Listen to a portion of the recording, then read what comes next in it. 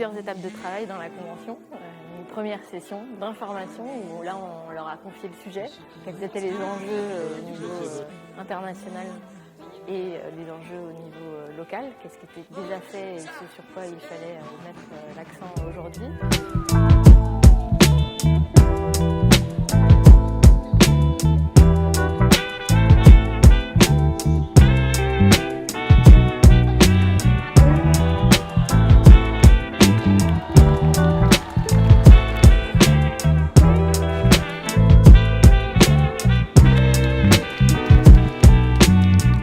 Il y a eu deux sessions de travail d'investigation où là, ils ont rencontré à la fois des experts extérieurs au territoire et des experts, des acteurs locaux déjà engagés dans des transitions ou en cours d'engagement dans des transitions.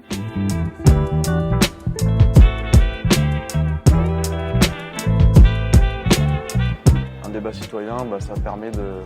En fait, déjà, rien qu'en rencontrant les intervenants ou les autres conventionnés, finalement, on comprend plein de choses sur les métiers autour de l'environnement.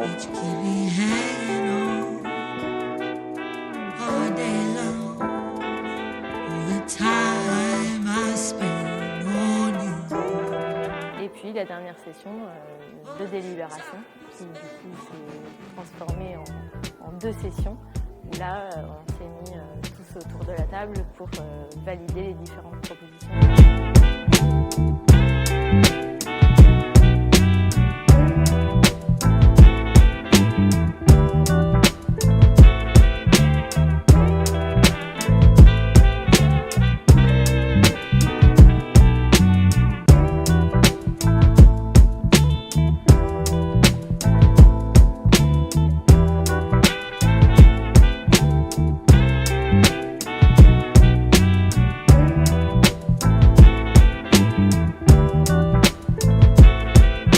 On a 4 week-ends pour essayer de faire en sorte de convaincre, déjà de se mettre d'accord entre nous, de savoir ce qu'on peut porter et puis de savoir comment le présenter pour faire en sorte que tout le monde y croit derrière et que ça fonctionne. Mais on est aussi des citoyens bordelais comme les autres et que l'objectif d'une convention citoyenne telle qu'elle a été organisée, c'est justement que ça prenne en compte les différents points de vue et que ça essaie de représenter tous les citoyens de Bordeaux. Et de montrer aux gens qui seraient moins concernés que justement ça peut leur être bénéfique, leur montrer qu'est-ce que c'est que la transition écologique et ce que ça peut leur apporter. Au tout début, quand c'était écrit, le rendu, je trouvais ça un peu compliqué.